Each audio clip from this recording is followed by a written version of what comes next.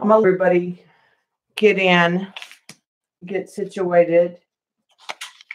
I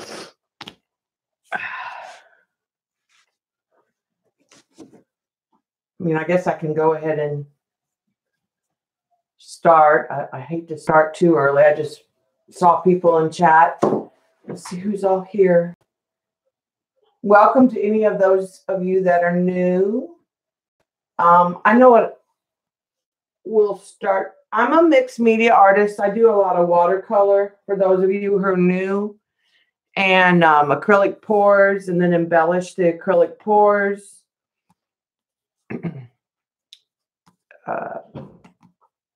Jelly printing. I don't really stick to one thing. Happy New Year's to those of you that I haven't talked to earlier today.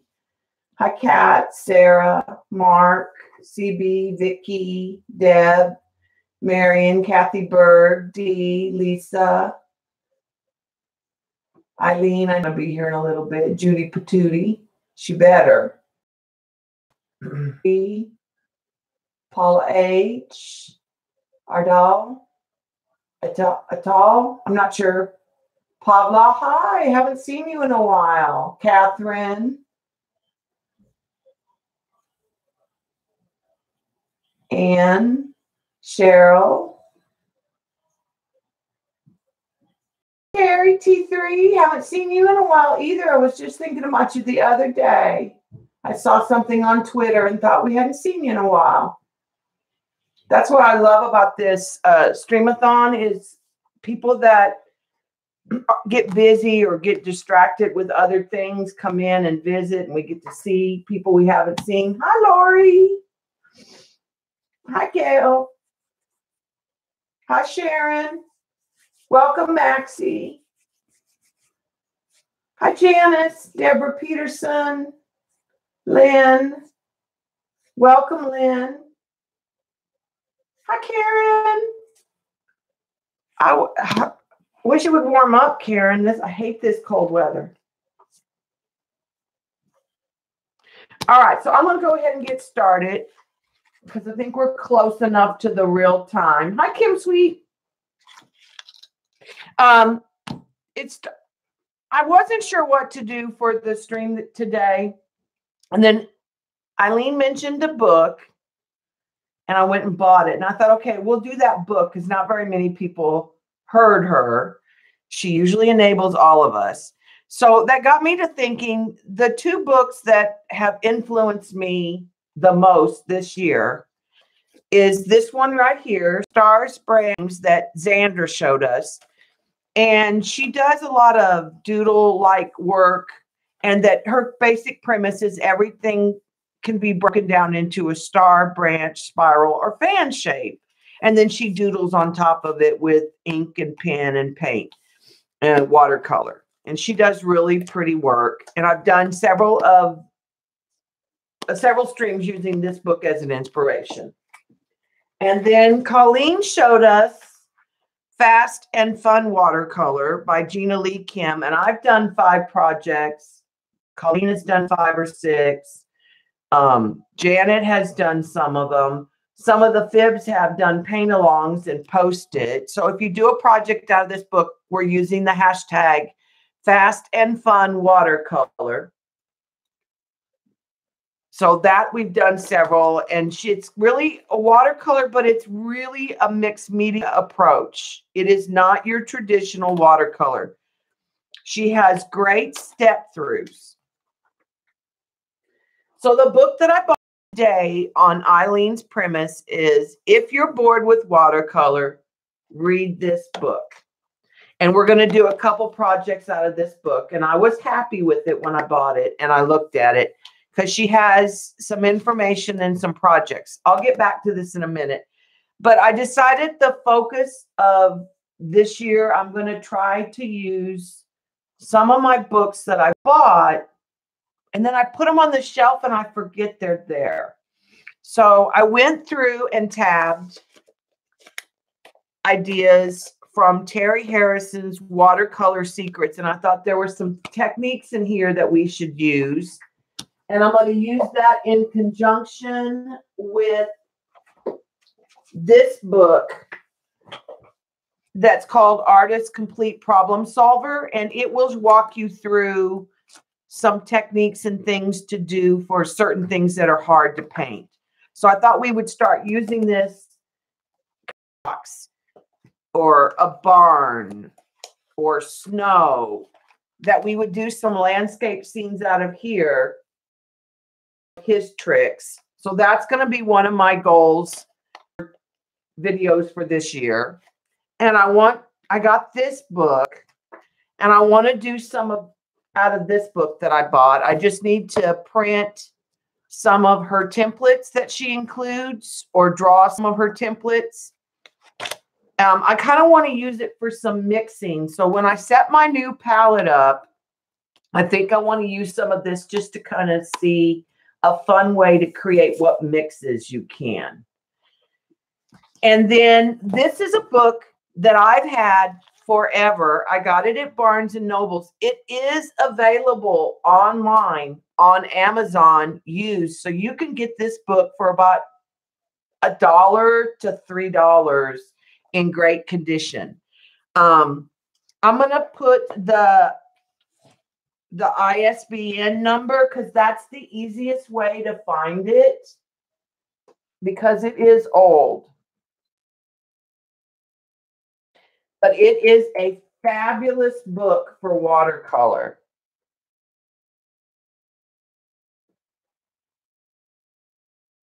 Give me just a second and I'll put this ISBN in if anybody is interested in this book. So that's the ISBN. And like I said, I found it on Amazon. You can get it new, I think, for like $13, but I would probably get a used copy. And it has a lot of great step-throughs. And when it does a step-through, it will show you some similar art. They'll show you their reference photograph. It has some great tips for doing portraits, which is another one of my goals, is to do some watercolor portraits. So that's where I kind of want to take my watercolor journey, is to use these books and to actually go back and use them and really get our money's worth out of them. So that is my kind of goal going forward.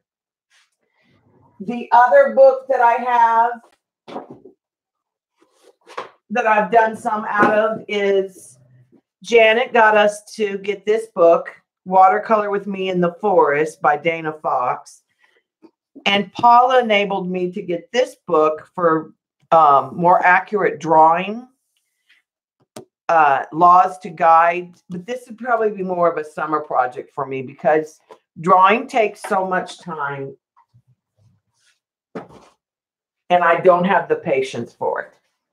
So let's get to today's book. It's called If You're Bored with Watercolor, Read This Book by Veronica Ballard Lilla.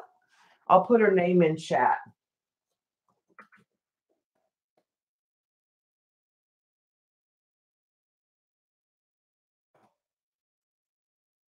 And we got it off of Amazon. Now, my one complaint about art books in general is, okay, based on her title, one would assume you've already gotten watercolor books. The first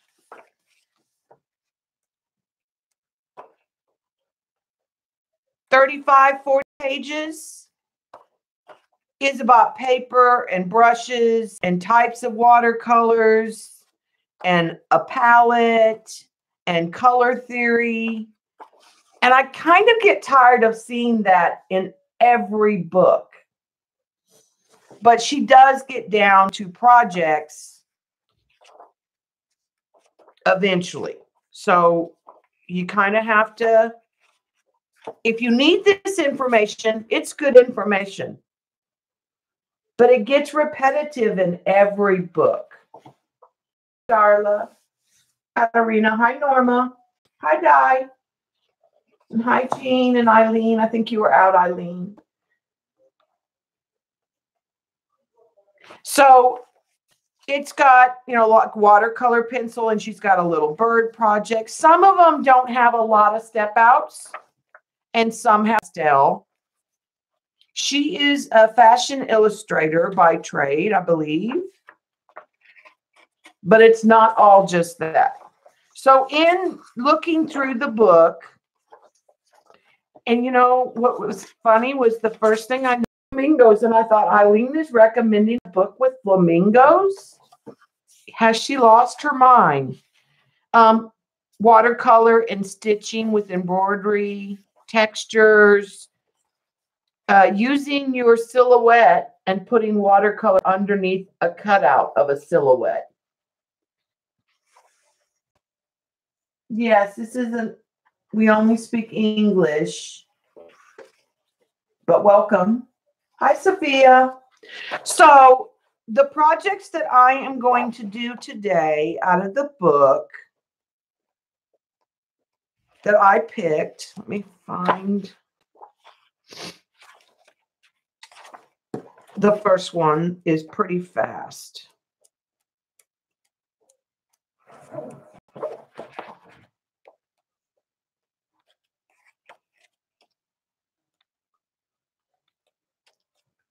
I should have Post-it note.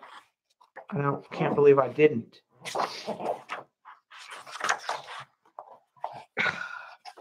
Here it is. Okay, I really like this one. It's used Frisket, and I'm using fine line Frisket. Comes out of a really thin applicator. And she has drawn Manhattan, a map of Manhattan. So I have used my Texas, and I put it down, and then I went around the outside, and then I decided I was going to use interstate lines. So I just Googled interstates of Texas and added that. And so this is all dry. And I am going to use my handmade watercolors, which I do sell in my Etsy. And we're just going to flood some areas of this with watercolor. I was going to use the real bright, but then decided I would use the softer watercolors. I've gotten these wet, so they should. This is kind of a orange color, and I am going to go over the line.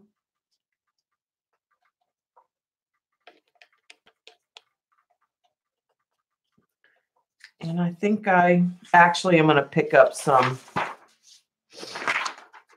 watercolor out of my tray too. To be honest, I thought I would just use the shimmer. I think I'll use the shimmer on top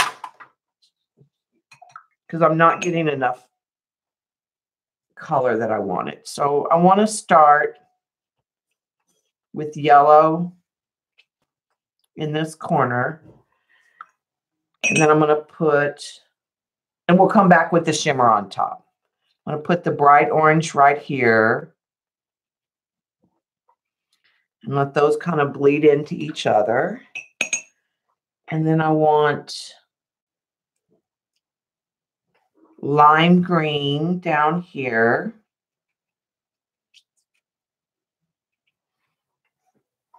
And then I'm going to go into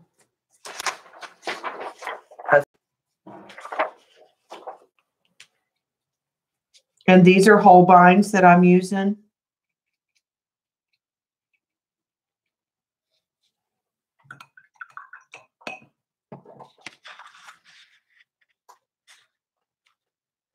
Put some of that bright orange back in here.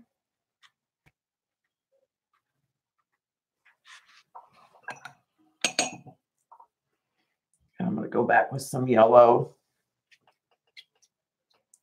in this area.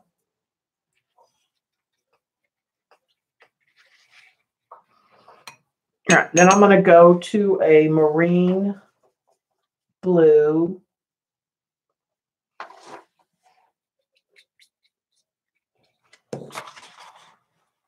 I'll tilt that just a little bit.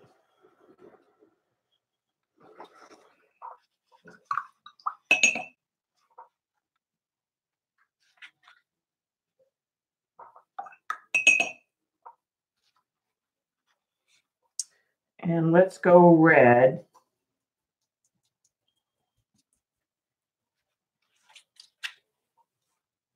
Over here.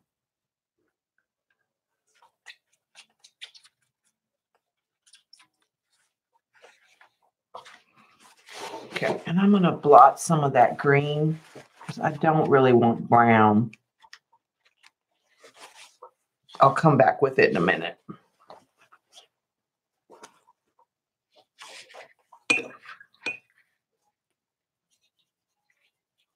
And let's come down here with blue on the islands and the coast. And we'll come with some purple in here.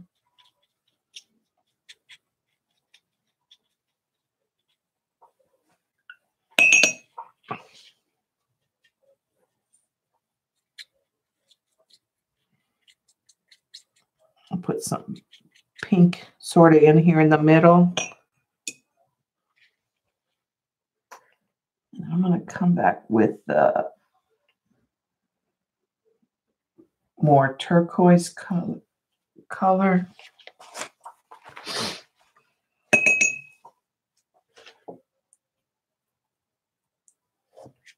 For in this middle area. All right, so I'm going to let that sit and dry just as it is. And I'll show you the other project. I want that to dry, and then we'll add the words.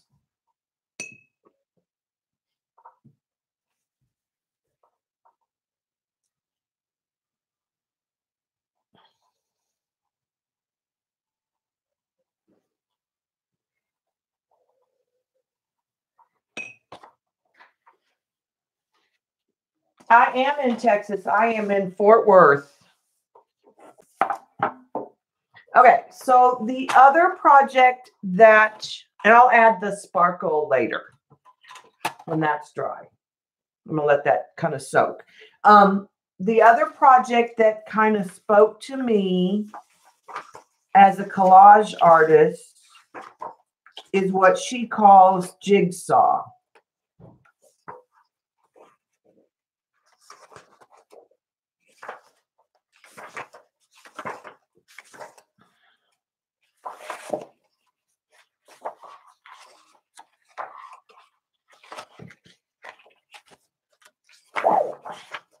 And, you know, she talks about still life and wet on wet and using mask, salt, combs. But this is what she calls a jigsaw. It's where you take a drawing or an image and you cut it apart. Now, she's done it in watercolor papers, but I decided to do it slightly different and put my own take. I am using a number 12 black velvet, silver black velvet.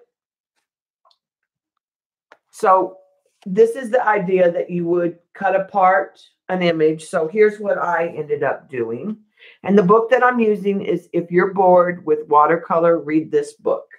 All right, so I'm going to set the book aside. I went in and found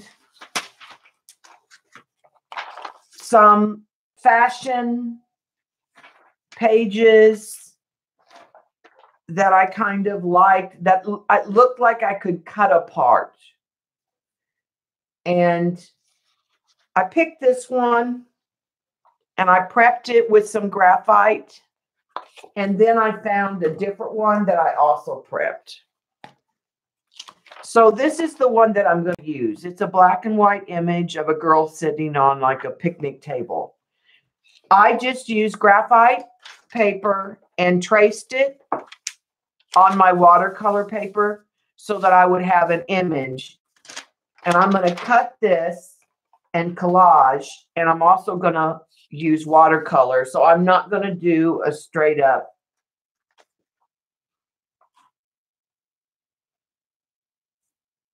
So her coat, I want to use, I'm thinking I might use some of this paper that we jelly printed yesterday.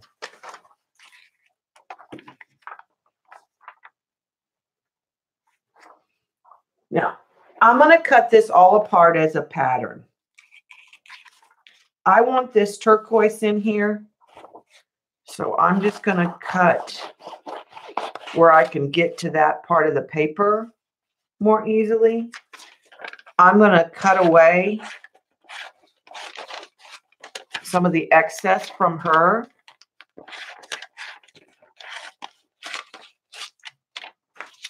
That I don't need because I've already traced it.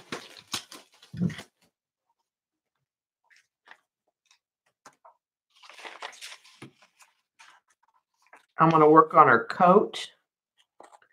And I'm just going to lay the photograph on top of the paper and cut. I'm not going to worry about like the chain. I don't want the hood on what I'm doing right now.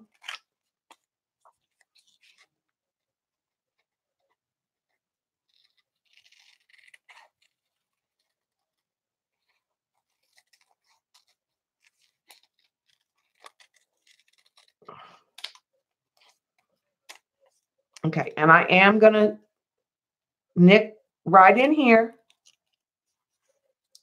And I'm going to cut where her hand is out because I need some skin there.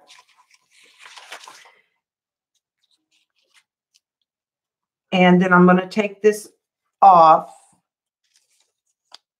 So there's the first part of her coat. I think I want her pocket in a different pattern. So I'm going to keep that to the side. And I need a little bit more of the coat pieces for the other side. Not a lot.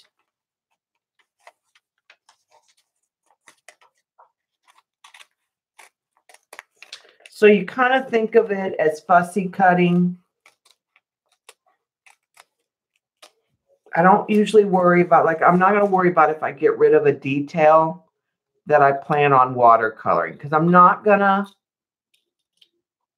to cut all her clothes out. So that'll go in there. I keep the pieces over to the side in case I need them. Excuse me.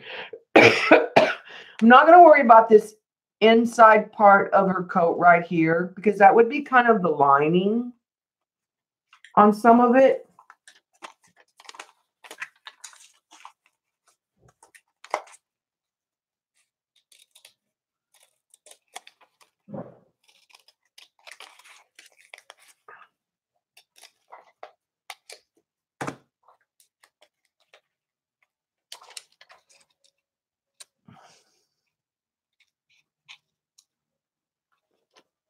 But I want that piece.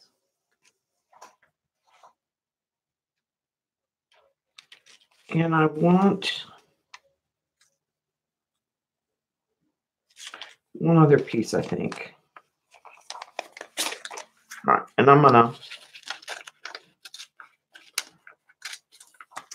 just cut through here.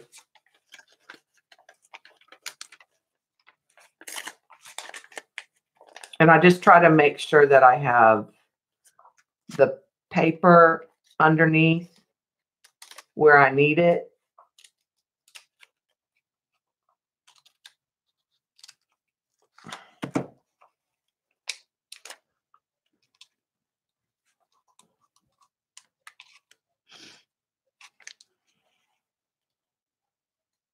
Okay, I was like, wait a minute. There's the paper.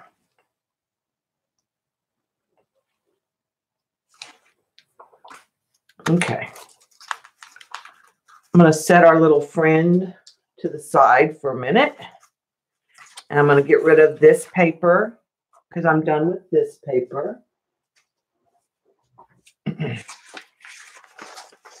I think I want to use some of this red print for a pocket in a different pattern since those pockets are really big.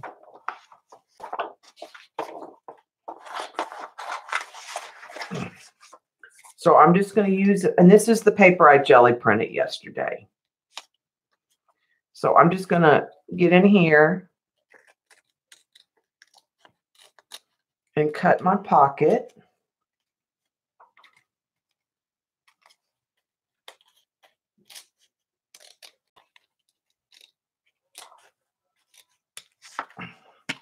Now, the way that I can help me, I'm not sure I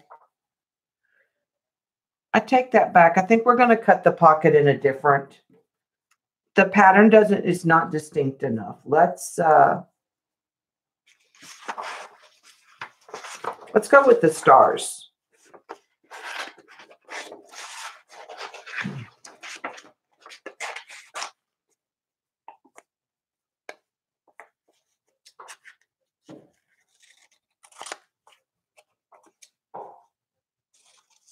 You could use, she used watercolor papers. The only thing about collaging with the watercolor papers is they're going to bleed when you glue them down pretty much, no matter what you do.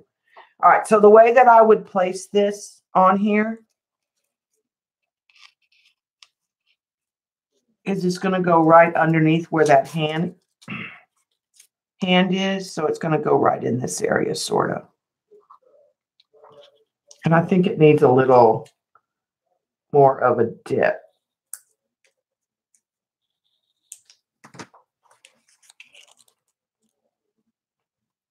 So it'll fit in where her hand is. Okay. I'm get rid of the reds because I'm done with that. So I'll get rid of this paper. And the way I store all this jelly printed paper is I store it by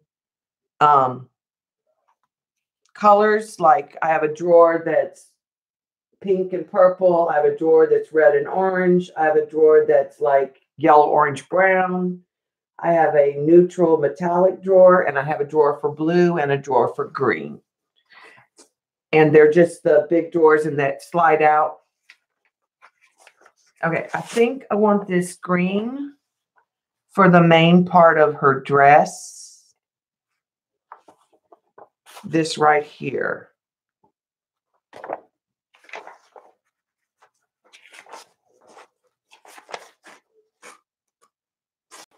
I think I want this green for her dress. So let's get our little girly back here. Okay, so at this point, I'm losing her legs. So I'll set those aside. I'm not going to worry about the purse. I'm going to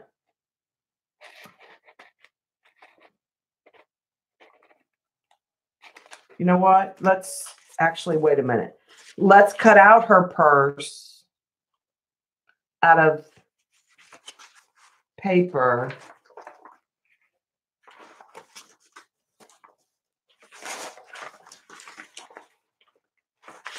We'll cut her purse out in a yellow before we cut her dress that way.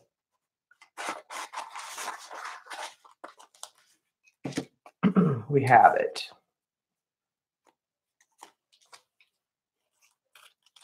I'm not going to worry about the handles of the purse. That can be added with pin. when I add in the details. Sounds good.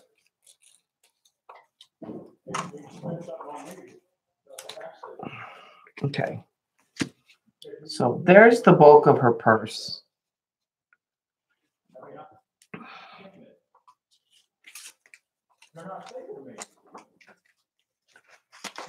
Now what I'm going to do is cut her dress like the purse isn't there.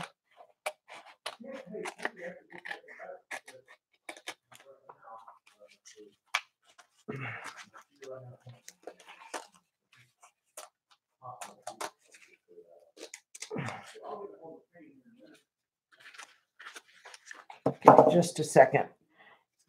You can use paper clips to help you do this.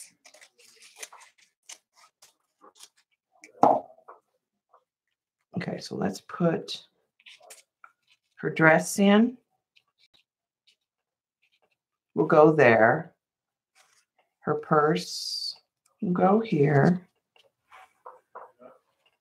And she has like a handkerchief around her neck that I'm going to add in a yellow also. Just a different yellow paper. I think I'll use a yellow and green.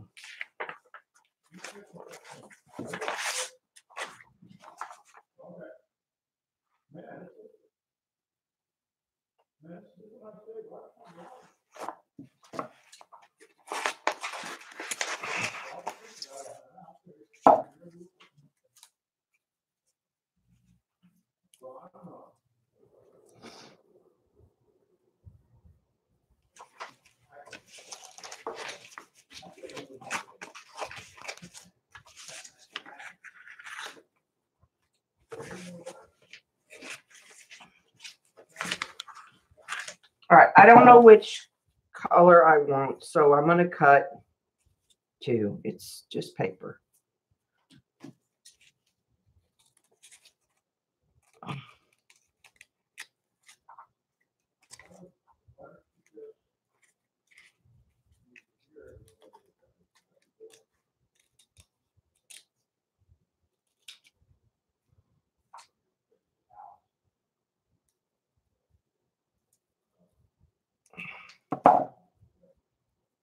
Okay, so that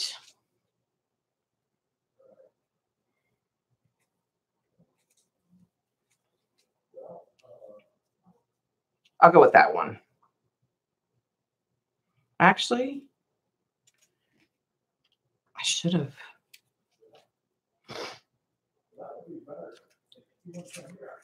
I'm going to cut it again. And I'm going to go with the map paper.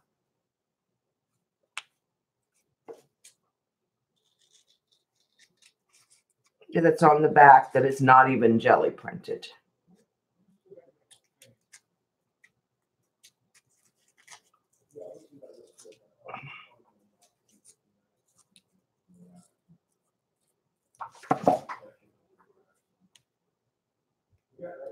These are jelly printed papers. Okay, yeah, I like the map paper better.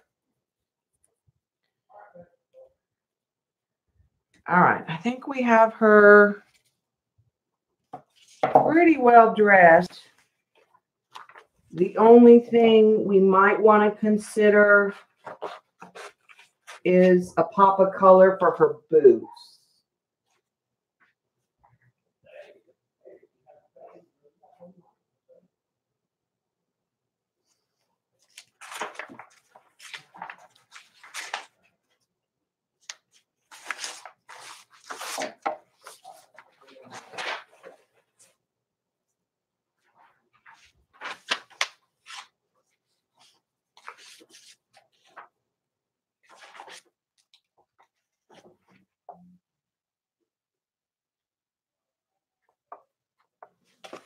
I think what I'm going to do is get a paper not from yesterday for the boots.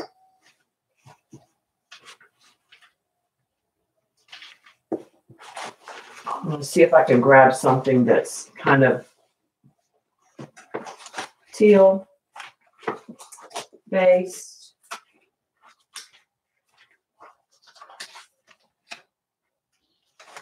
Here's a copper and teal. I like that kind of with the coat. So let's do that.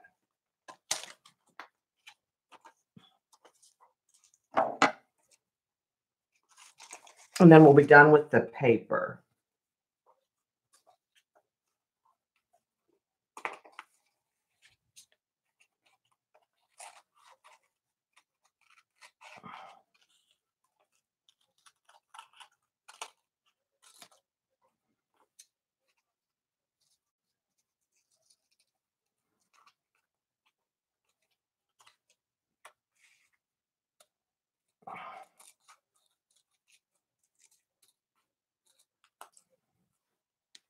Okay, so there's one boot. And I'm not worried if they're not a perfect fit because I'm going to add detail with the watercolor.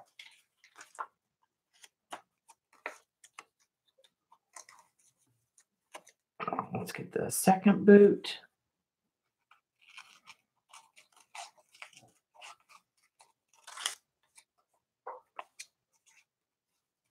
And then I catch up on chat and my time.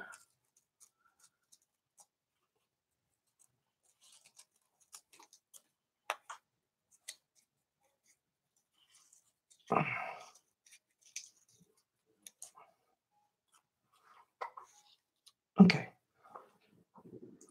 And like I said, I'm keeping the pieces in front of me of the details on those in case I need to refer to them.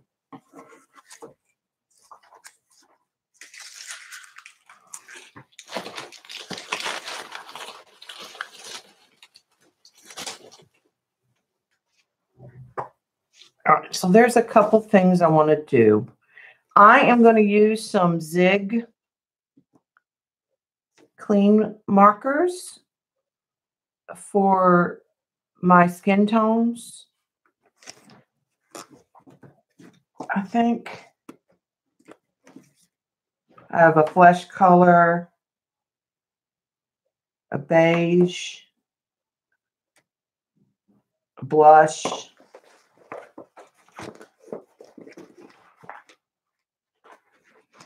that's what I was looking at. A brown, but it's kind of like a burnt sienna brown.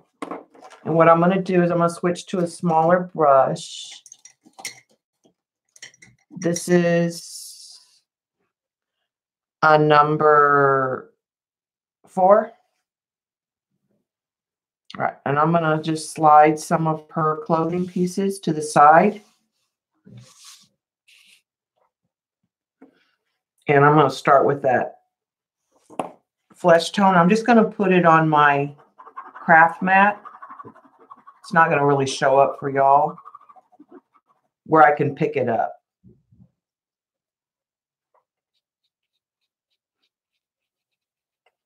That's not even going to show up very well.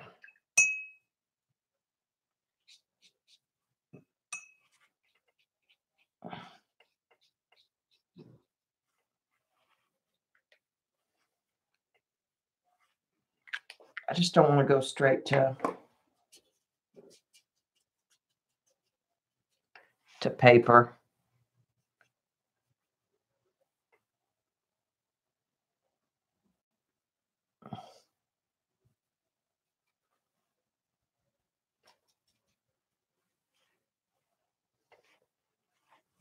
I'm just grabbing some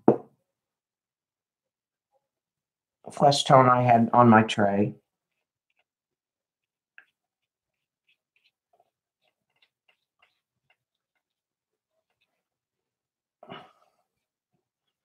And I'm just going to put a base in those areas where she has skin showing for right now.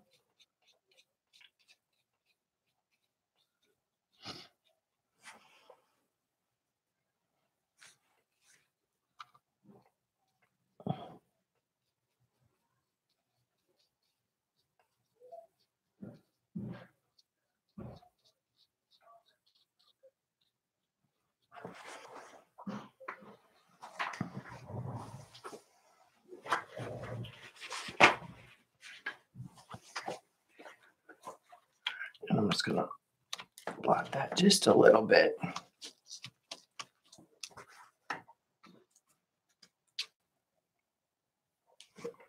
Get her hand down in here.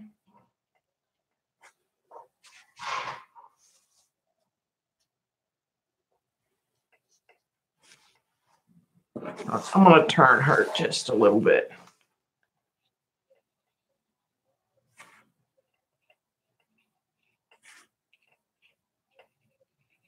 Come in with a slightly darker tint. Clean my brush. Kind of blend that out and soften it.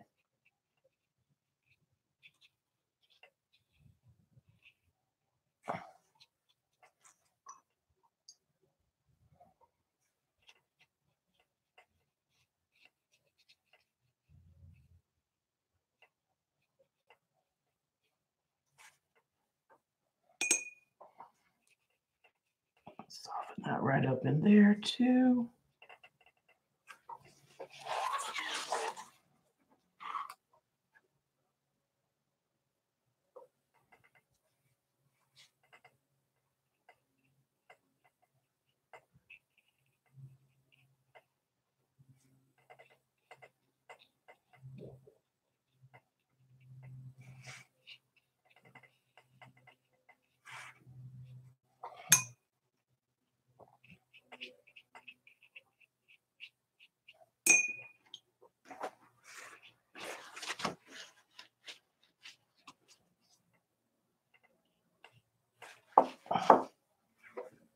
Just lift some of that.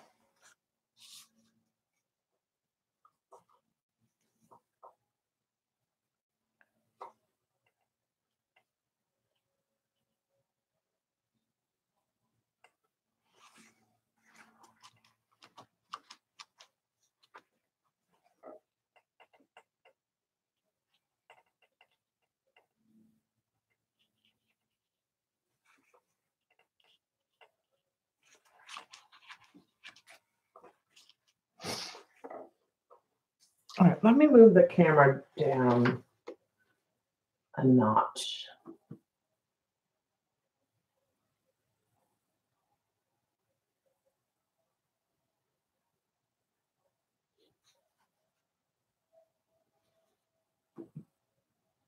I think that'll help.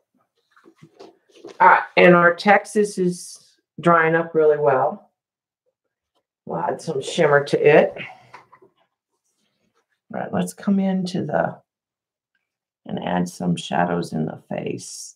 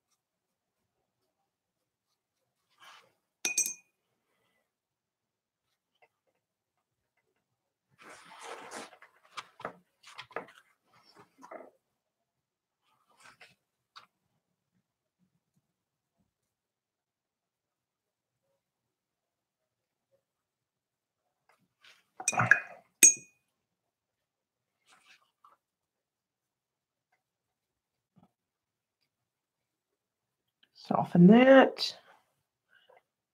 And I'm going to add just I'm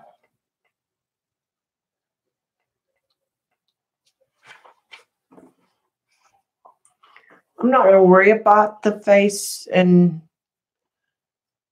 hair too much right now. I'm going to put a little in where her lips are.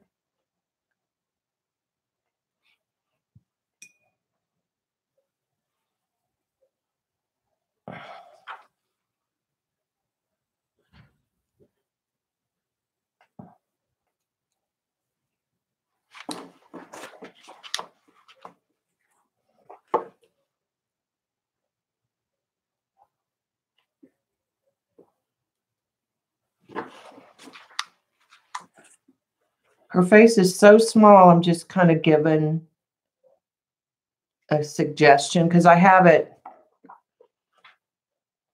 drawn in.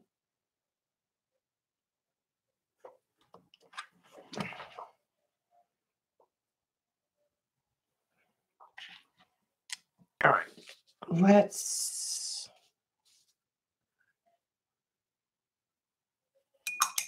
flip to a slightly larger brush.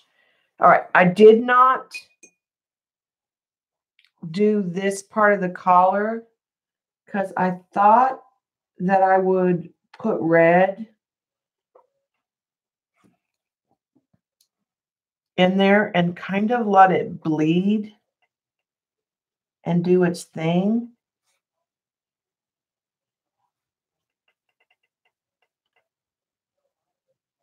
Because it's supposed to be like furry.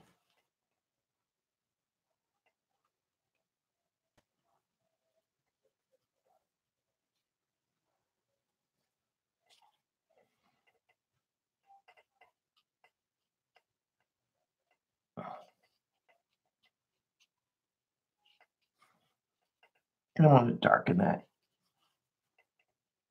in a minute. It's a little more pink than I want right now. I don't even care if it bleeds out because I'm going to glue this paper on top of that in here. Okay, let's go with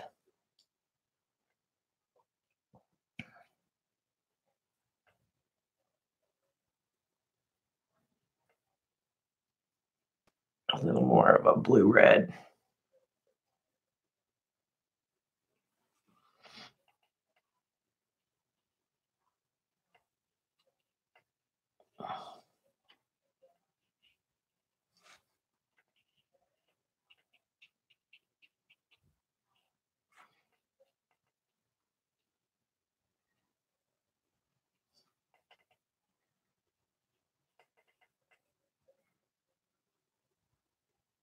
Like I said, I want it to kind of go outside of that pencil line here and there a little bit to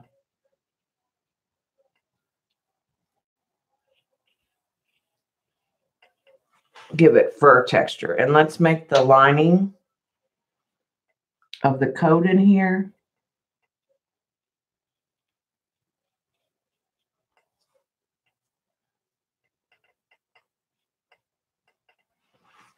actually,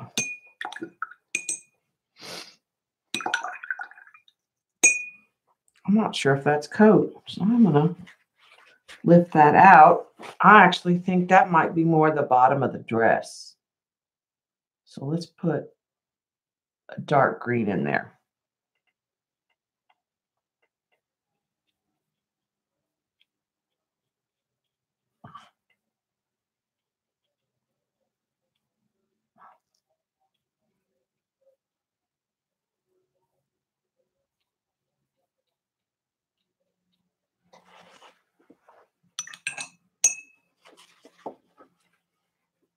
We'll put a little bit of a lime green over it.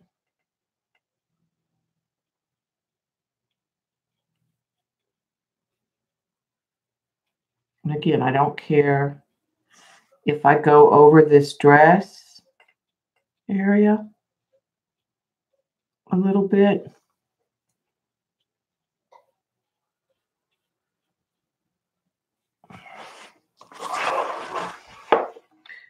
It'll help make sure there's no white seams showing if my paper doesn't match.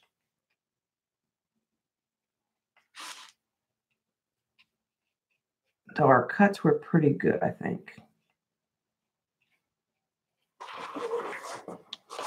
Okay, so let's let that dry. We'll put some of that green up in here for the same reason.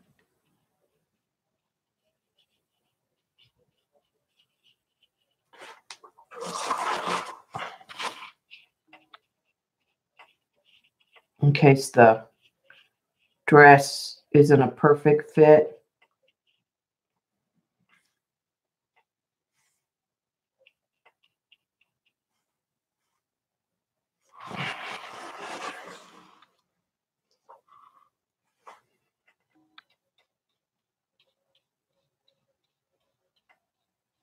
Okay.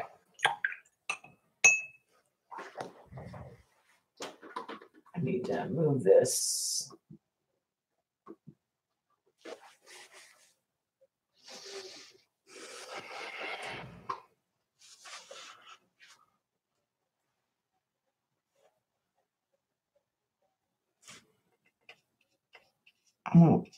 Where the papers, I won't matter there, but I'm just going to put some red here and there in case the paper doesn't have a perfect match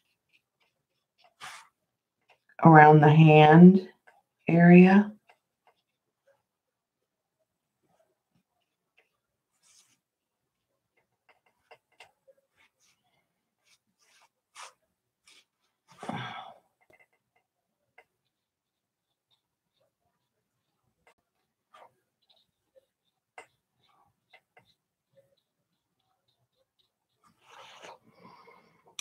And let's go yellow for the purse.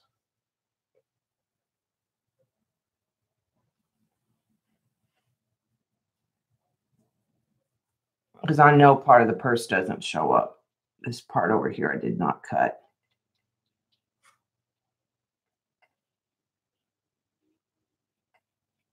And then I think we're just about ready to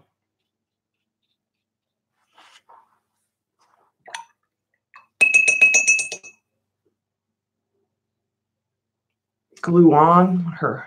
Let's do her hair. All right, I'm just going to use, now one of the tips that I saw for hair that I liked was to use some crayon for highlights before you watercolored it. So I'll put a little bit of white crayon in there. And I'm just going to grab some burnt umber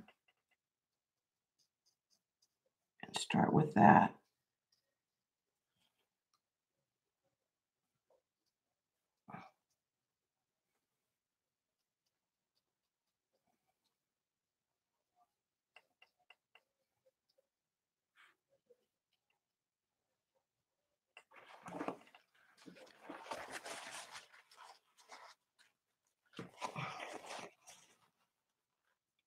Actually, that's partially ear.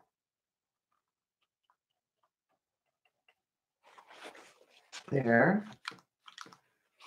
All right, and then let's go to kind of a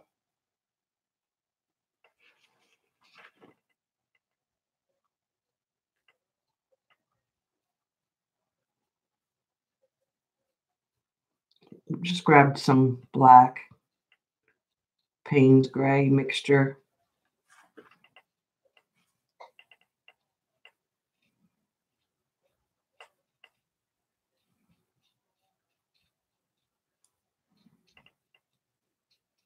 And she's kind of got wild hair. So I'm going to let that do its thing too.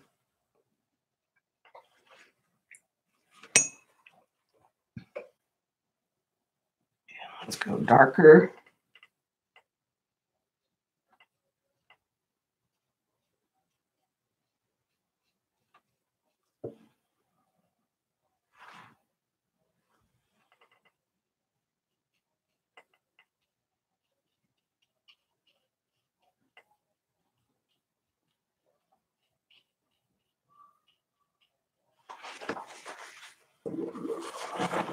Okay, I think I'm going to leave her hair kind of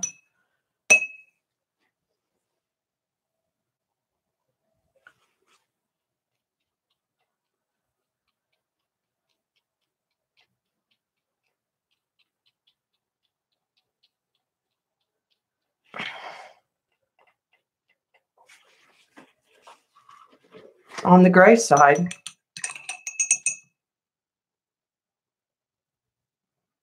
All right, and let's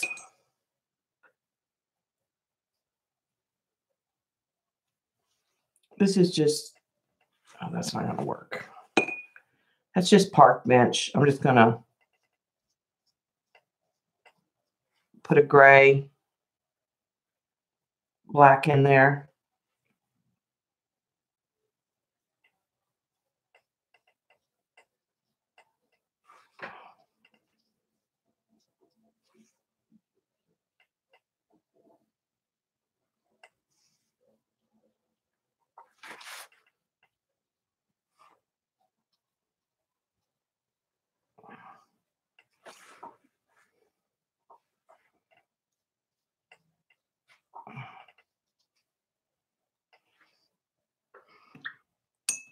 And then I'm just going to go to some reddish browns for the pigment table.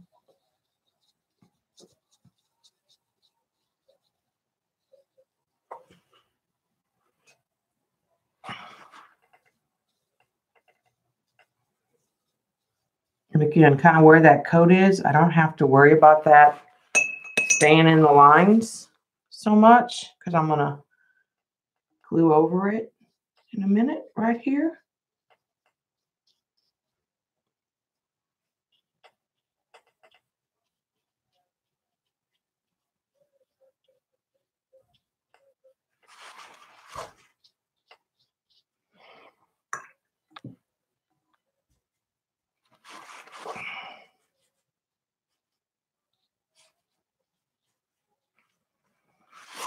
Put a little gray in some of those areas of the picnic table.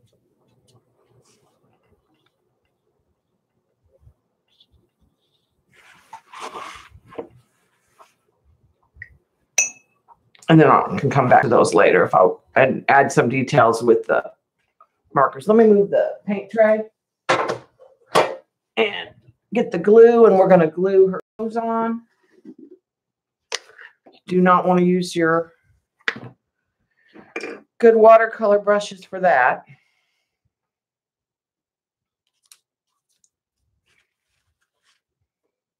Okay, so I'm going to start with this boot. And when I glue with watercolor, I try to avoid getting the gel medium on the top.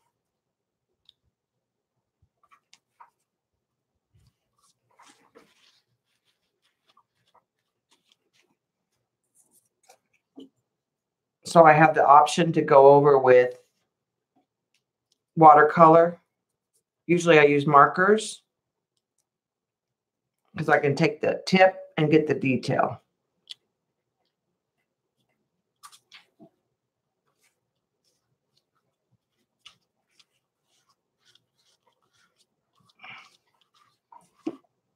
Because we'll add some detail with some black.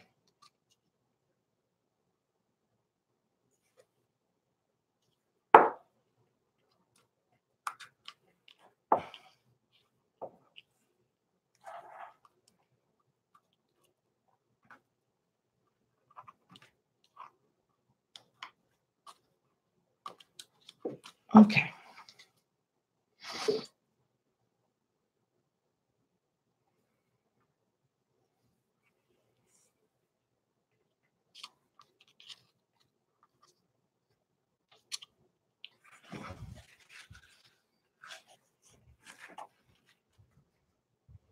I'm just doing the littler coat pieces first.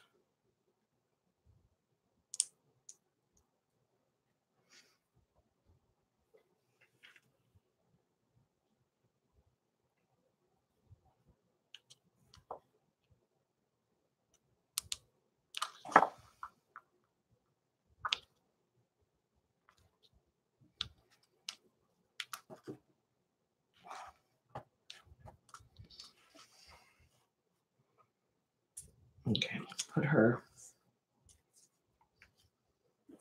I'm going to put her dress down first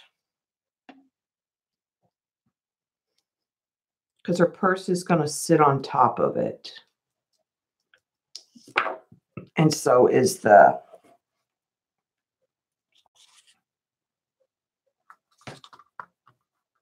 handkerchief that we did.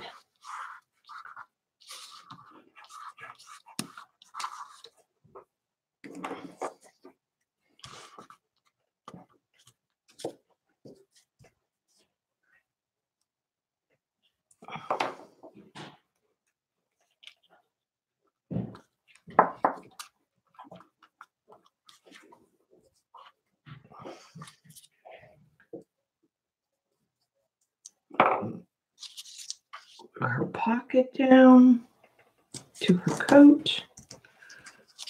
All right, I'm going to glue her coat down next. We're almost done gluing.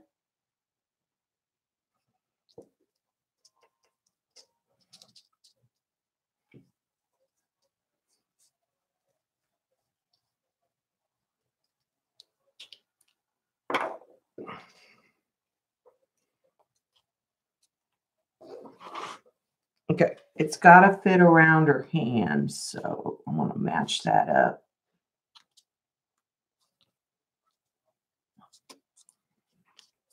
First.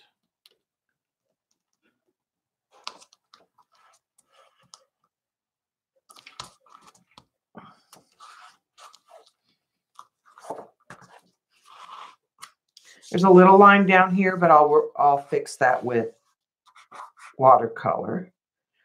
And her purse.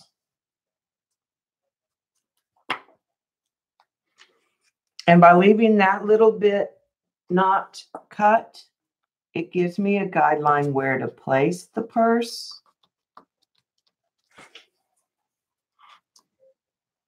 Okay.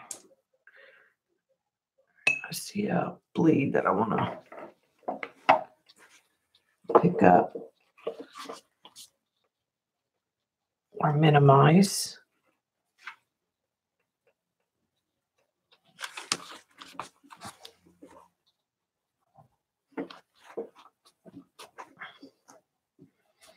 All right, so what I'm going to do is take some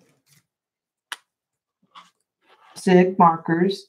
These do not blend real well straight to paper.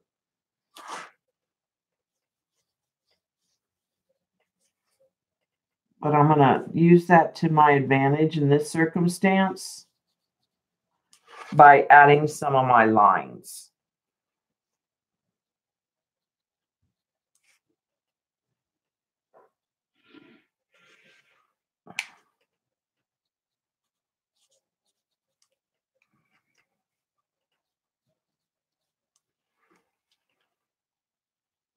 And this is just a dark brown.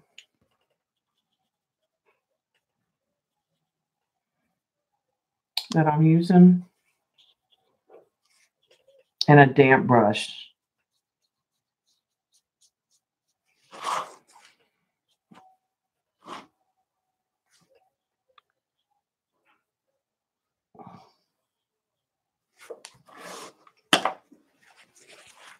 Okay, blot some of that out. And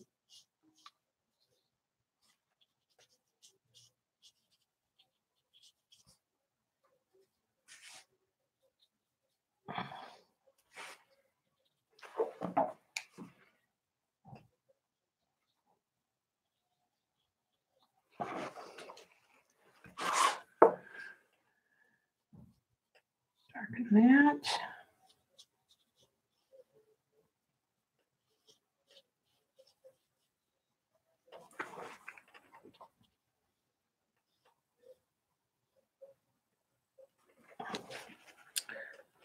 All right, and since I have that, I'm going to pull this out just a little farther to minimize where that bled out.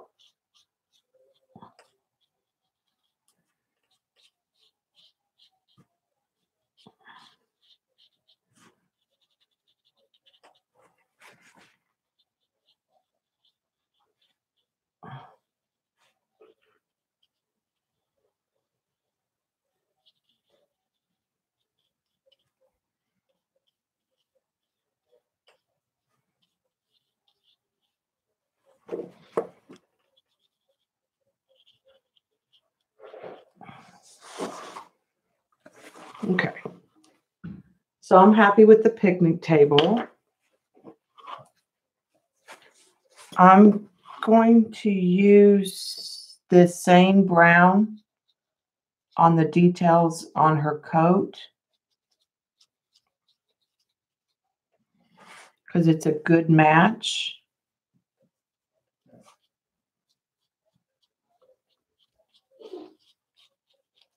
For that jelly print paper.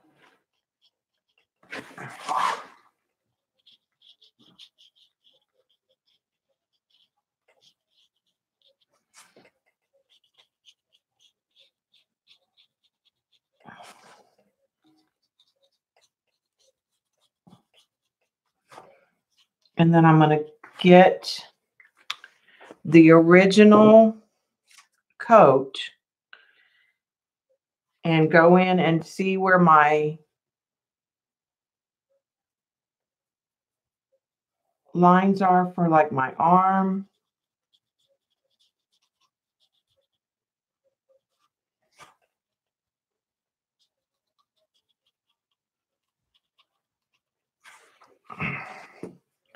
And there were some toggles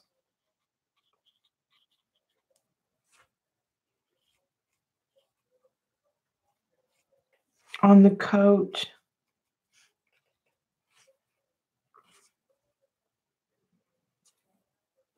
Okay, let's soften that with a wet brush.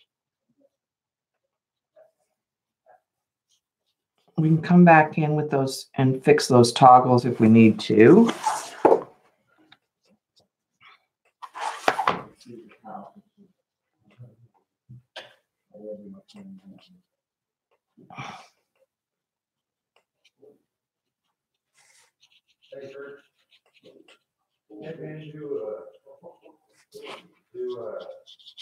Y'all know where the next batch going, or y'all know where the I'm going to come on this side.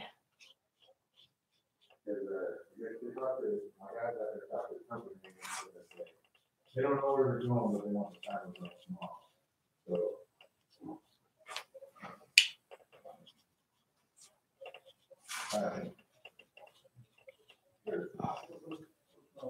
So that was that candy bar? Yeah, I tell you that. All right, I'm going to grab a red for this pocket.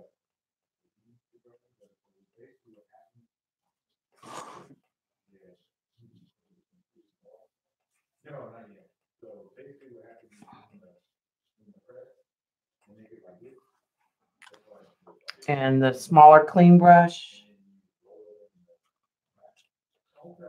And then you wrap it with and so that thing, that one's candy bar.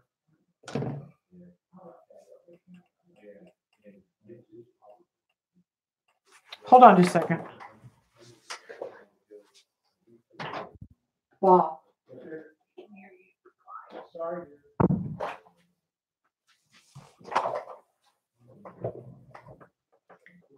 All right. And then I'm going to come in here and darken where I have my pencil lines.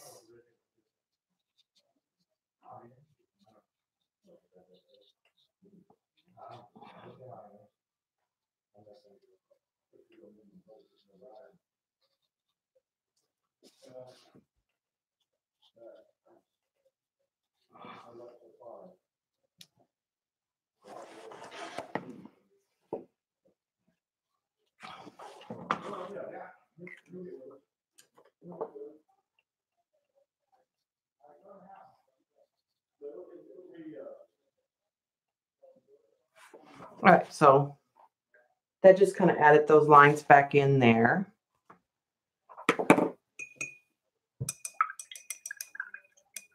Yeah, this is a good technique because you could do it with colored pencil too. You could completely do the girl with colored pencil and then glue her clothes on.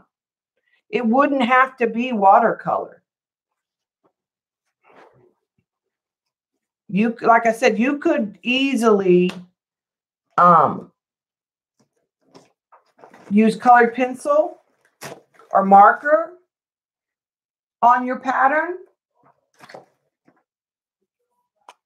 Okay, I want to look at her dress and see. I don't think I need a lot of details. I think I just want to. I just hit her leg.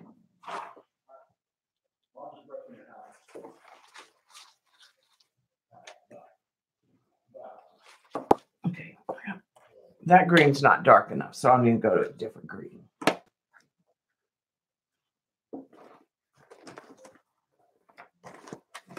This green will work. And I'm going to turn it upside down.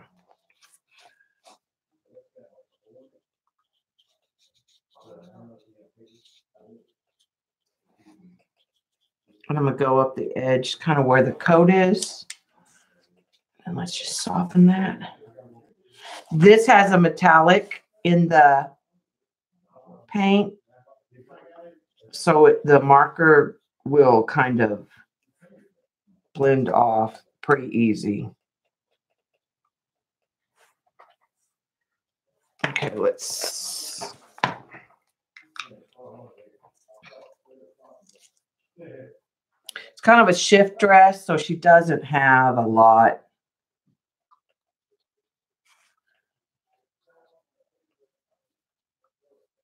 Let's use the green on the handkerchief too.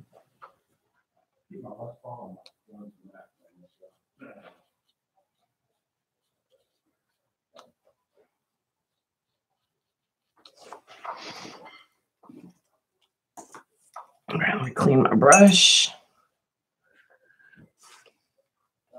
And we'll soften that.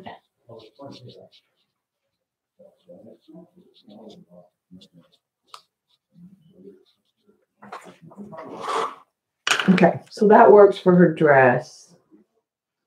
It just helps. The jelly prints just help you get pattern. But like I said, you could easily do colored pencil. This is black. I want to come in with a little black here.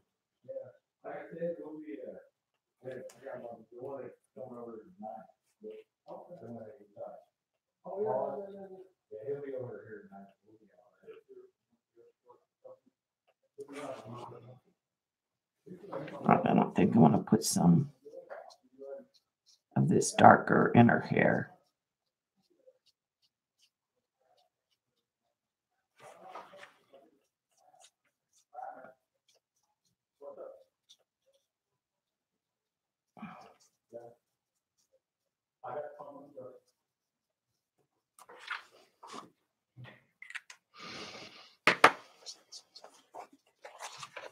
Just darken that hair a little bit more.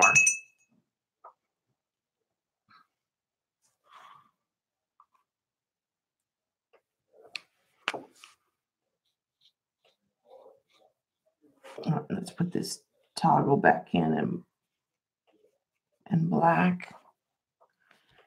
I think I want to put some black over here.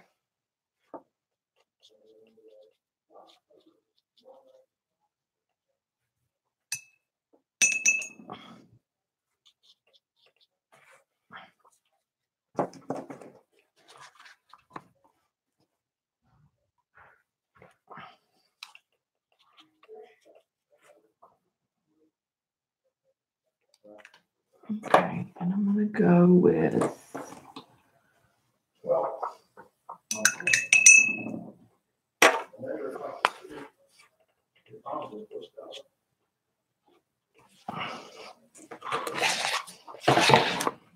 I'm going to see if I can't.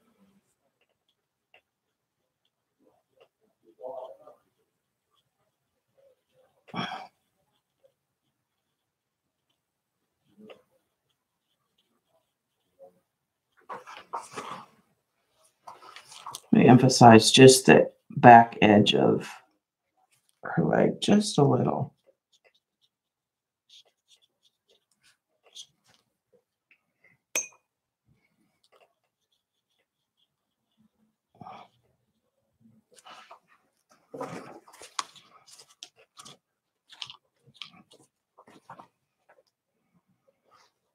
Probably too much. I should have. It's too dark, but we're in for a penny, in for a pound. I should have found a lighter color that would have worked better.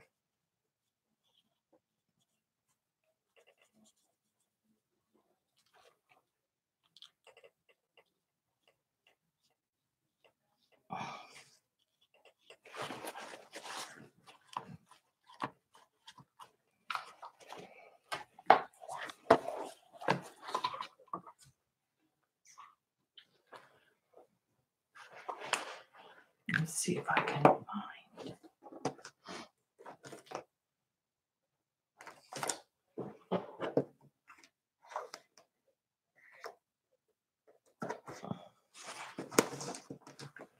The color I'm looking for is probably in the 90 set, right, Eileen?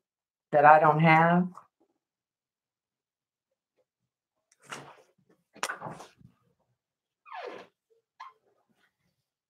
Are you going bike riding, Bob?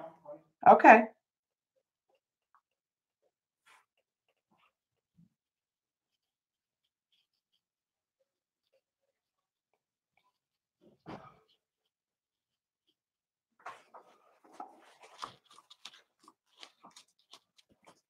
I'm going to put a little pink on there and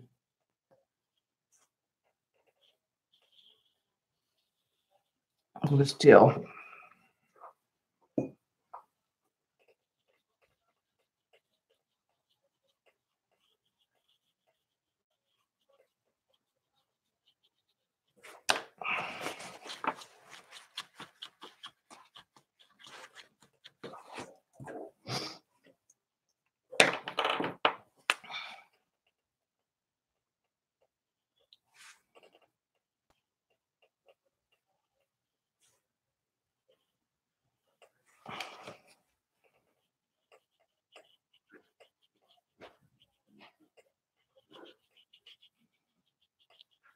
I just felt like her skin needed to be a little more defined in her legs.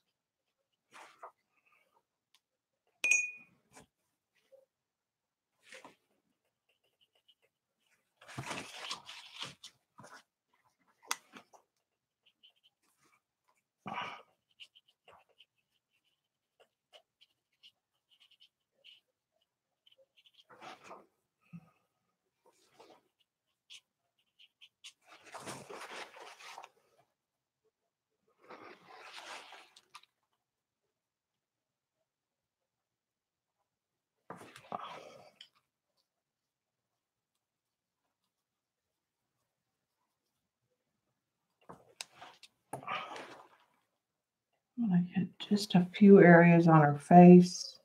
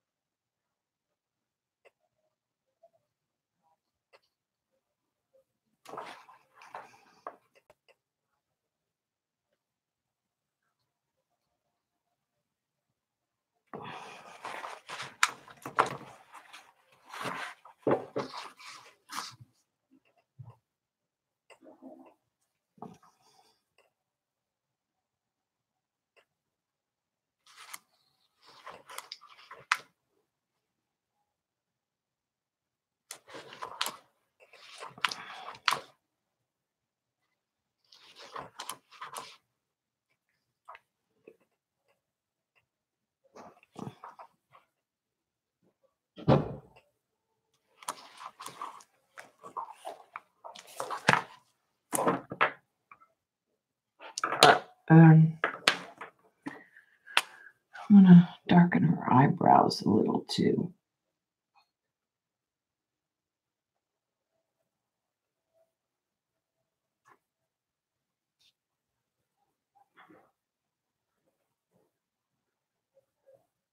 And the eye. And her lip.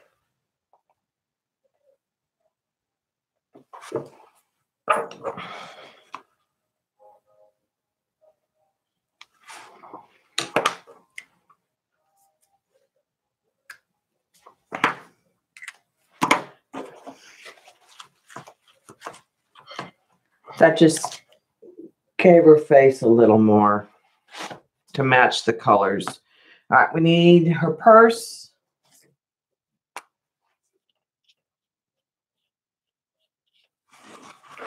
Details.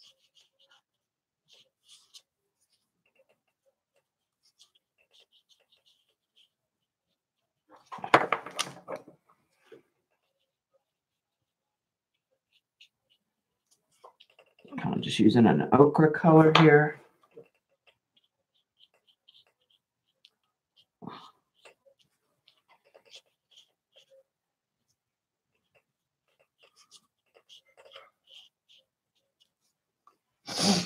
right,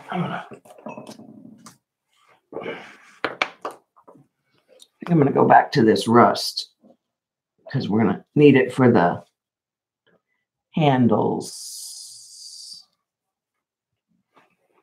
And I'm just gonna look at her dress.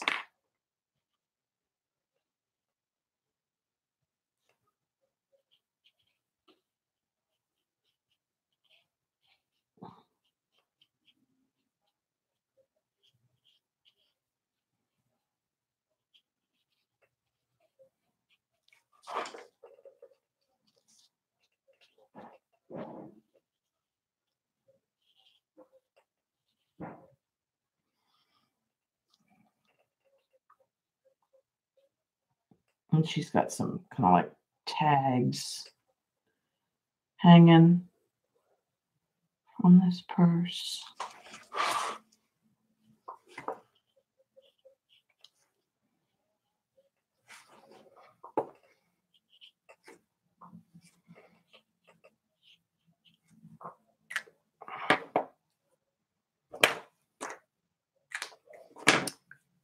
Okay, and then we'll need some chain. We need some gray for the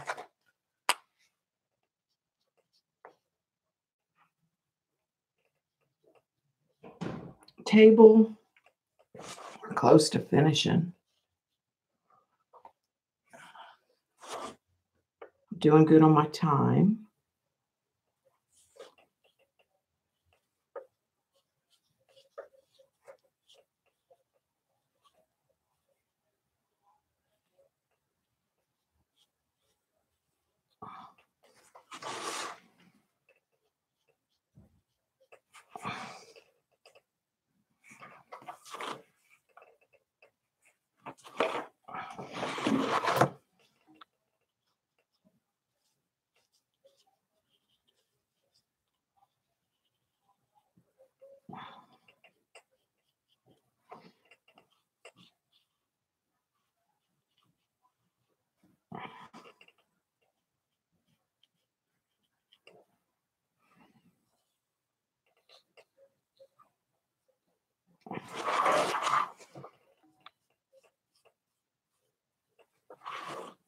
Okay, let's get a clean brush.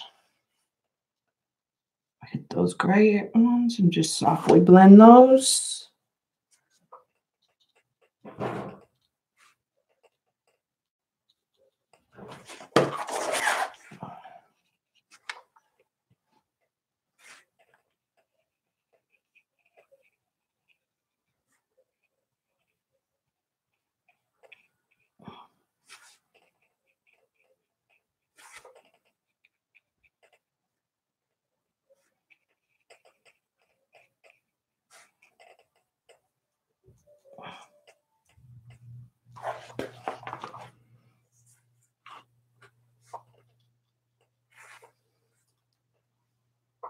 Okay.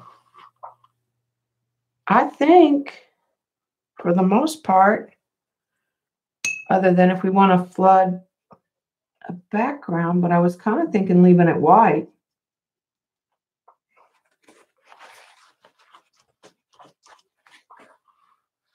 And just leaving a white background.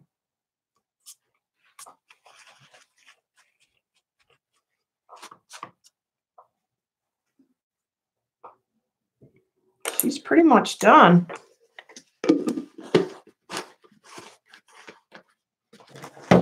Like I said, you would not have to use watercolors. You could color her in color pencil. If I colored her in colored pencil, you might want to give a coat of gel medium before you glued her clothes on, just to help with the waxiness, or some clear gesso.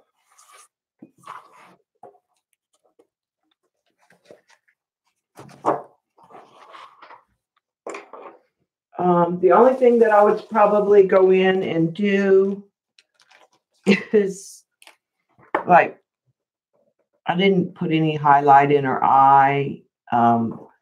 I probably would go in and take the time with like a number 1 and define her around her face a little better.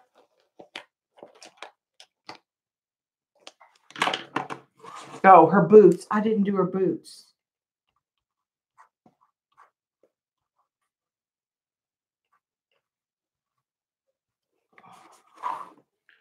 Let's take the black. We're going to quickly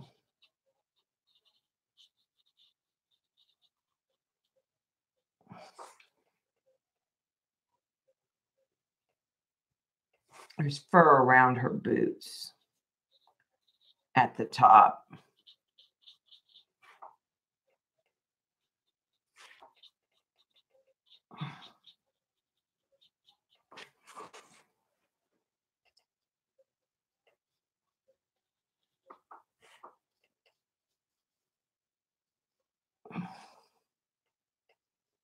This is kind of a turquoise color that I'm using. I didn't grab the actual black, which is good. Here's the black.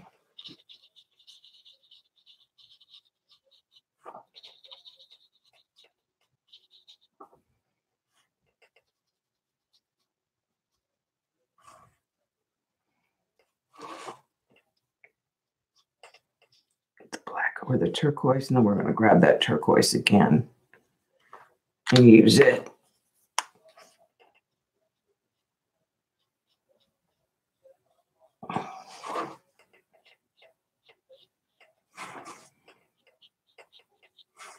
She's got straps and buckles on the boots.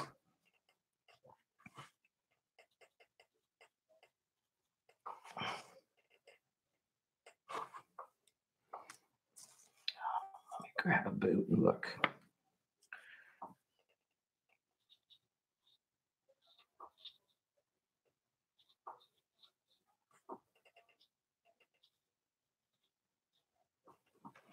Just kind of like that.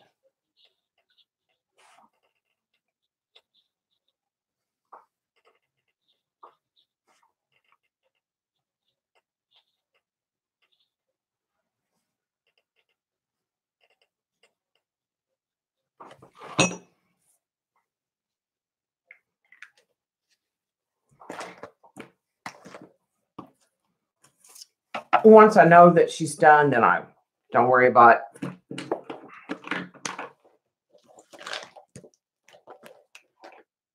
any of that.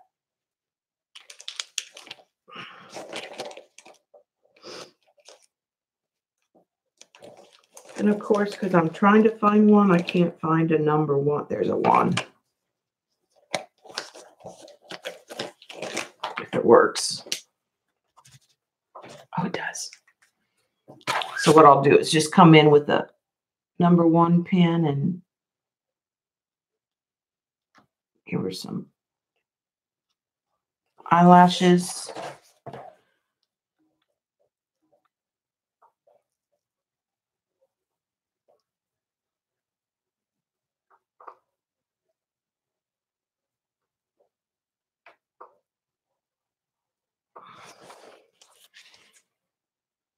That just, it's hard to see up close.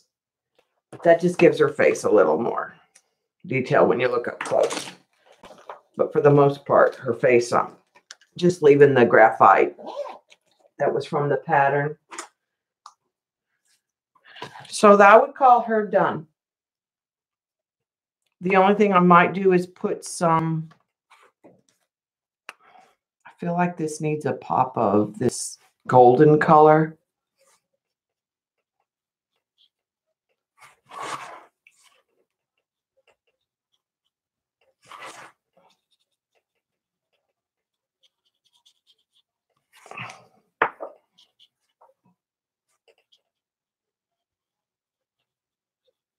Over here.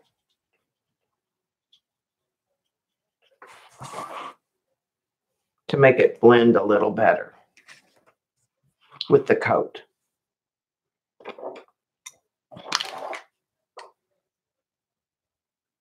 Okay, so let's pull our Texas back out.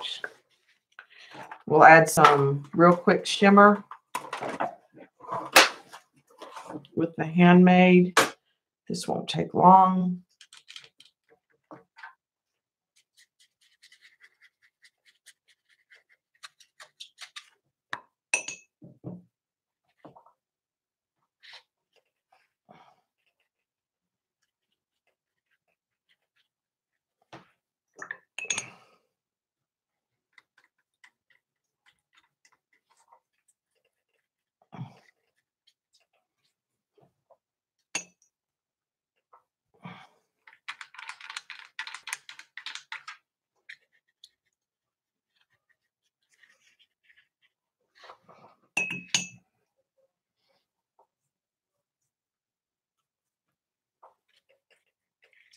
Some reddish pink up in there.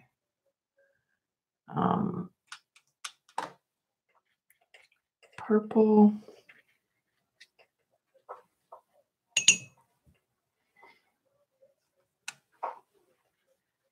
A more brighter pink here.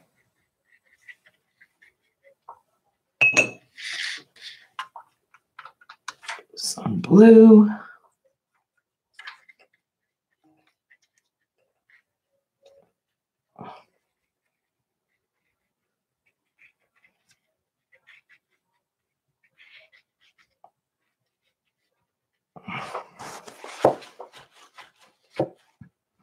Okay, so then what we're going to do, let that kind of dry a bit, is take a black paint pen. Oh, I'm doing good on time.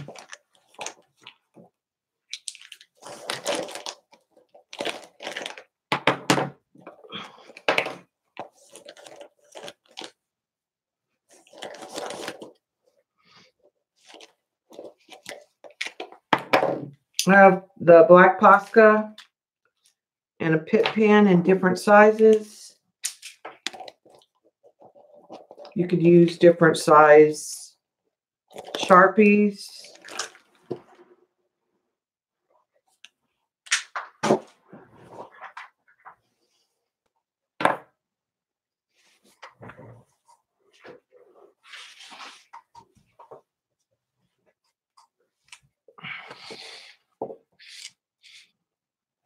Okay, so I'm just gonna start with one of the bigger ones. I think I'll start with a pit.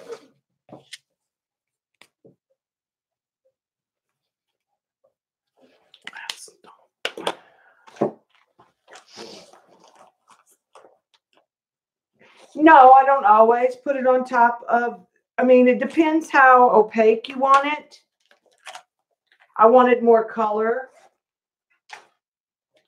You'll get a softer look if you don't. All right, so let's put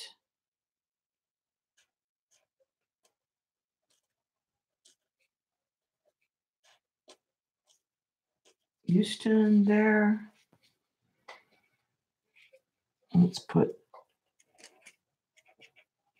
San Antonio.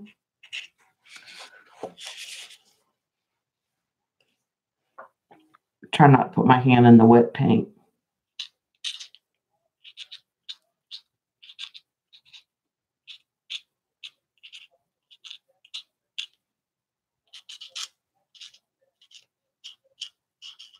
Dallas, Fort Worth.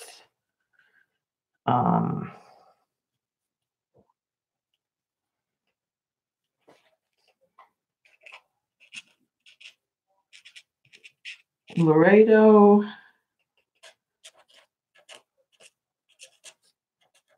Brownsville.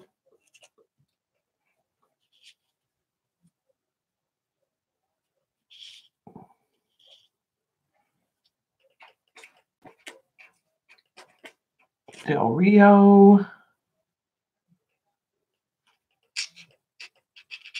Amarillo.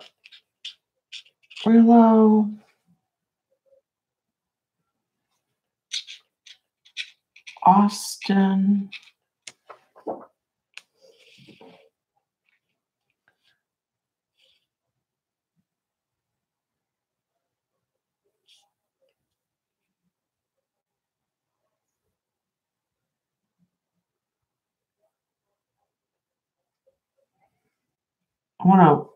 I feel like I'm not going to have any over there because there's just not room until I go smaller.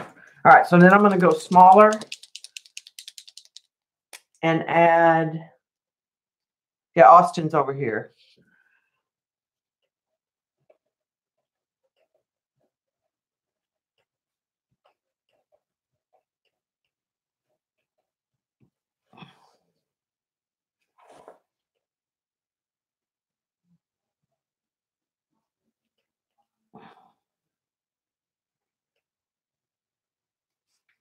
Let's put Odessa in here.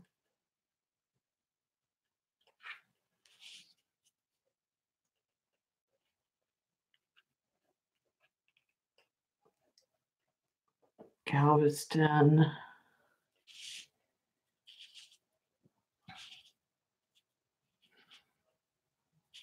Okay, and I'm going to put Kilgore. Some of them have meaning for me.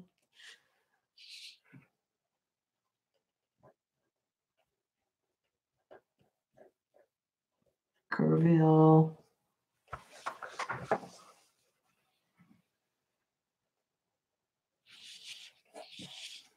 We'll put Union Grove, which is really tiny, but we live there.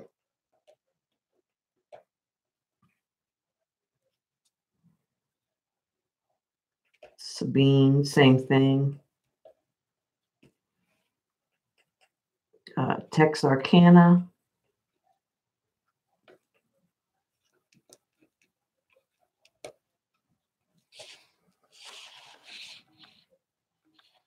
So you just would write names of cities around. You could make them go in different directions. I can go back to the other marker.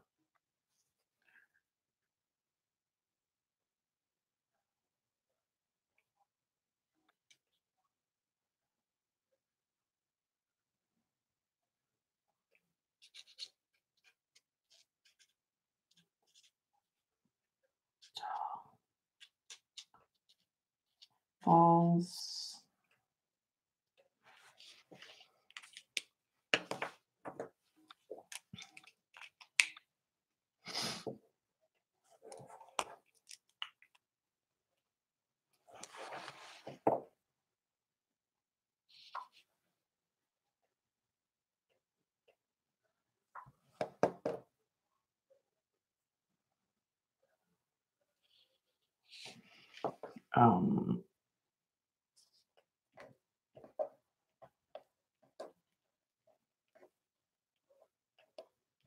Freeport,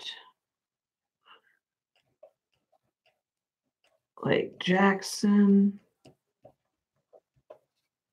It's not that far down south, but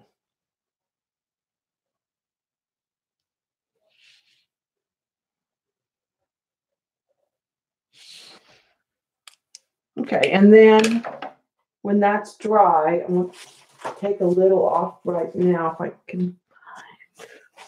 We just had that yesterday. I'm going to take the frisket off.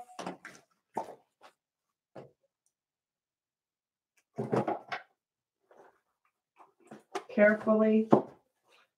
Because I have to say this frisket does tend to tear. All right, I'm just going to use my finger for right now.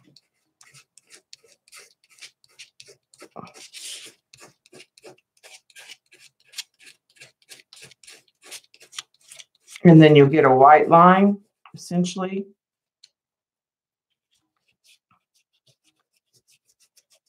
For the border.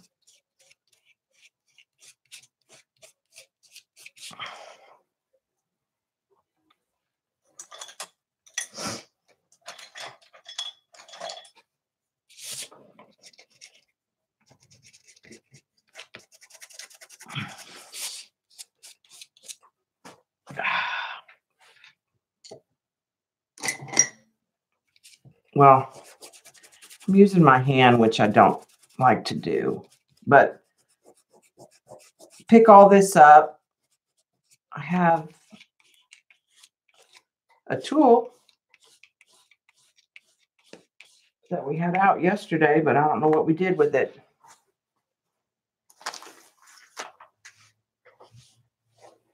There it is.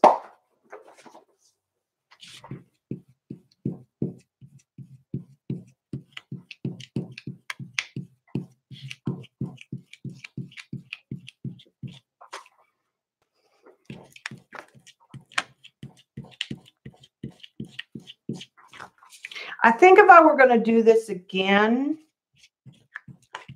I would perhaps print the names of my cities on like clear sticker paper.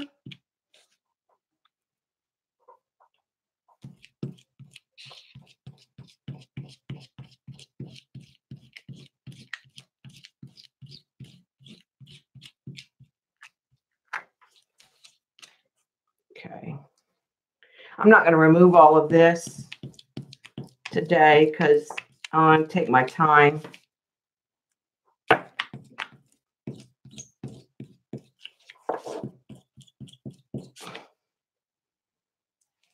But you can sort of see where the frisket was.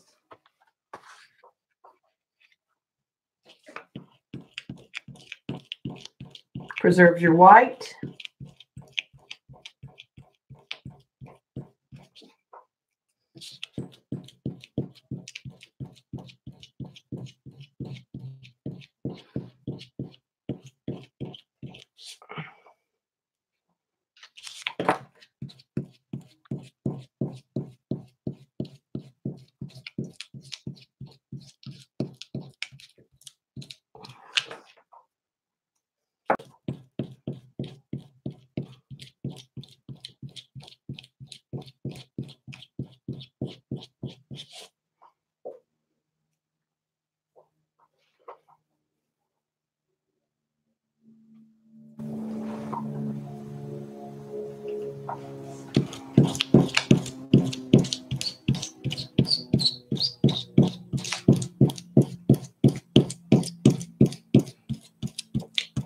Quite a bit of it off.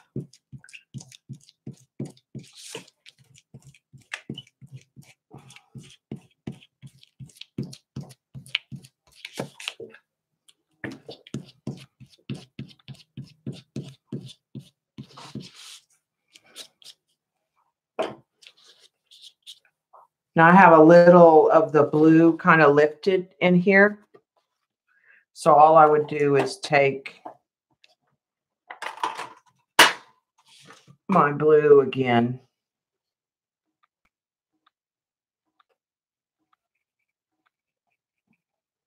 And add it back.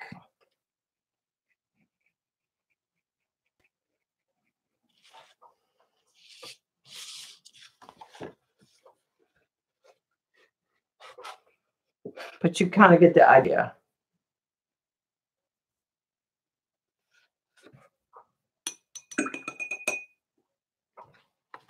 So let me get the book to show you again.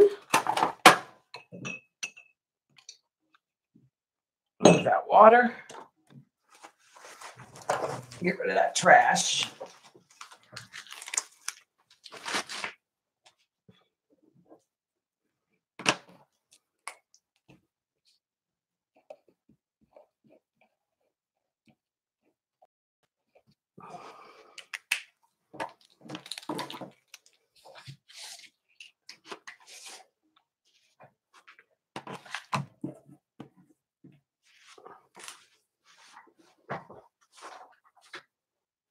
Move that stuff out of the way.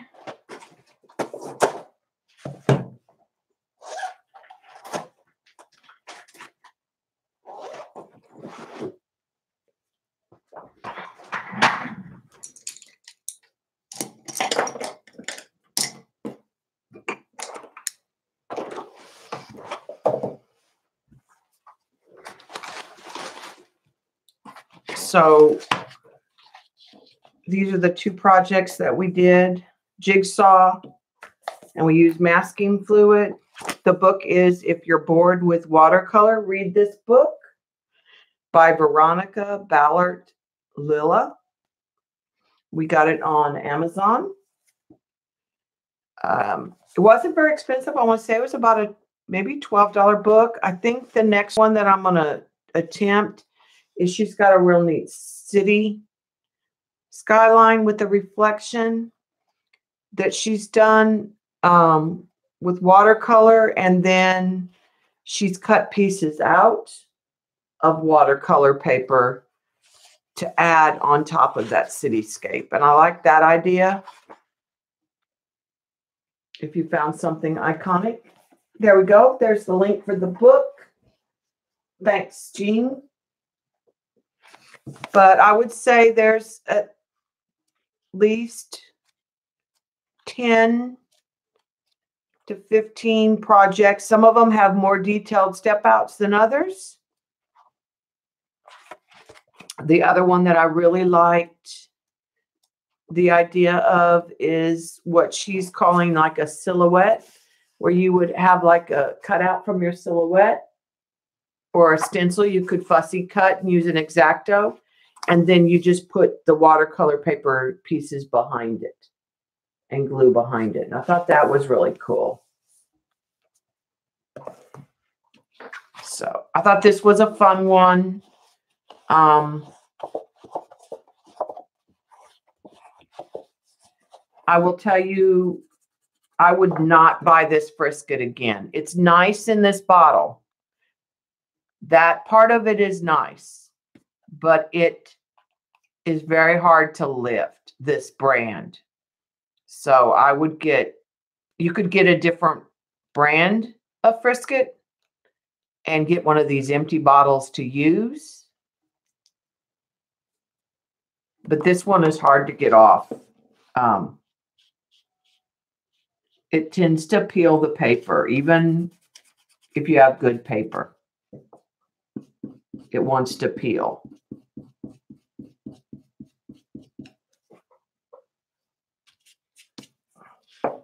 You could also do your watercolor and then use a Posca white pen. Yes, Jean is right. The frisket that she just put in the chat is a much better frisket. And I did not even hit this with a heat gun because that will sometimes cause it to not come up. But you could do it without frisket. You could do your watercolor image, your shape of Texas, or whatever you were doing, and then add white paint pen lines. You could also use like a wax crayon.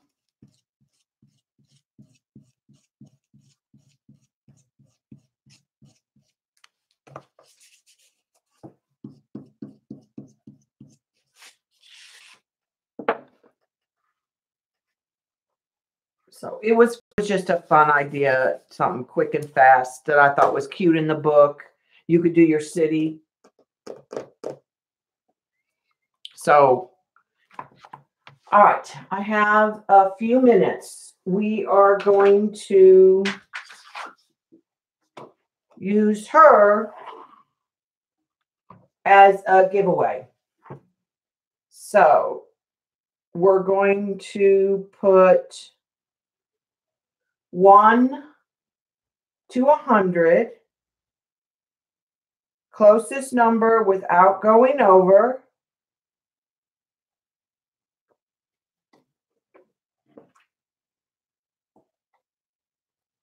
All right, so I'm gonna type go. We'll let everybody put in a number, and then I will mail this. I'll mail this. It'll probably be in a mat in an envelope.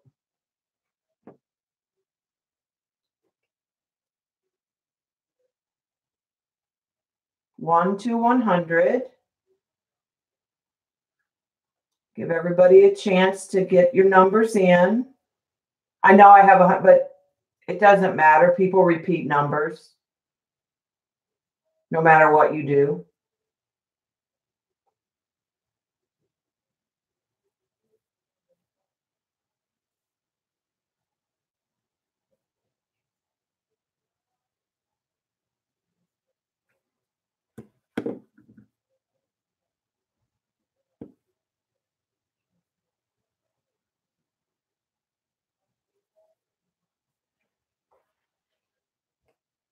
All right, I'm waiting for it. The numbers seem to be slowing down.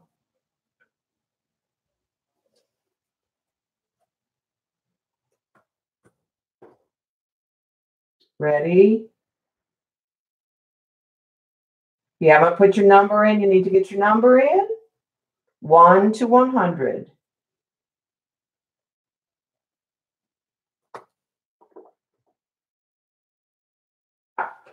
We're going to stop. And I'm going to generate a number. It'll be the closest without going over. The first one that has that number, or the closest without going over. And if my mods will help me, that will really help me a lot. 50. The number is 50.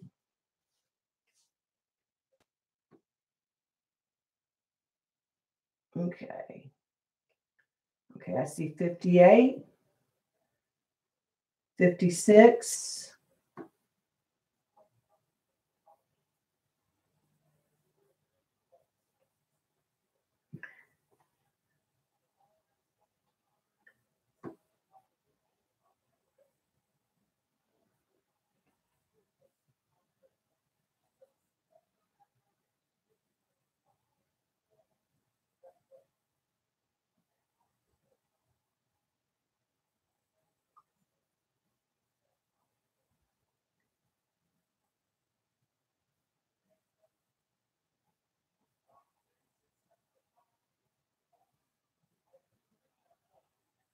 Okay, so I saw 56, which is 6 away. 47, which is 3 away. I think 47.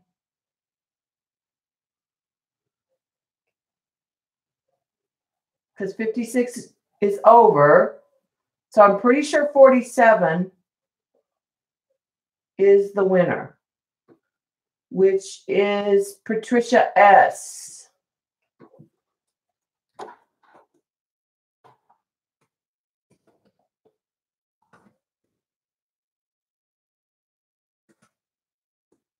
Does that look right to everybody else? The number was 50 and you can't go over. All right, let me put my email, Patricia, in here, and you can email me your address.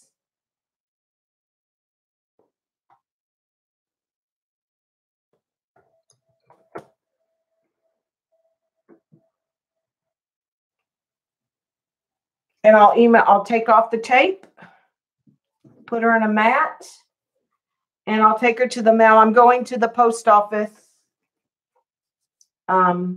Wednesday because I got to mail a package to Jen in Australia. And I'll send her out.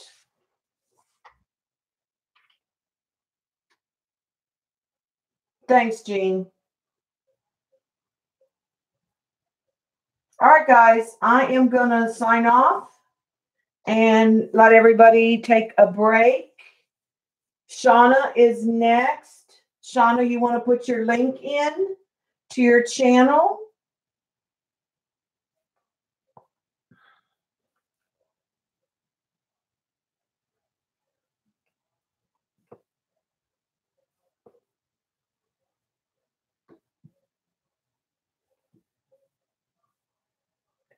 I don't want to lose the stream. Thanks, Dot.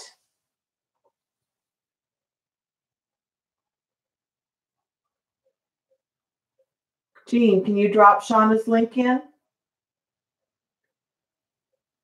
Yeah, I figured people could stop in a little early and having the time to go to the bathroom and get something to snack on. Thank you, Tammy. There's Shauna's link. Thanks, Janet. Thank you, mods, for all the help.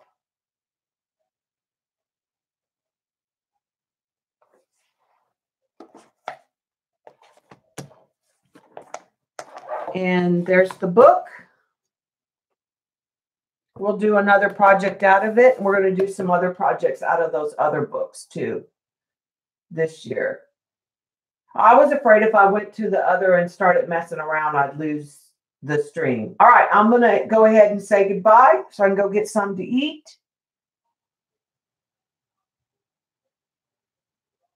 All right, see you at Shauna's.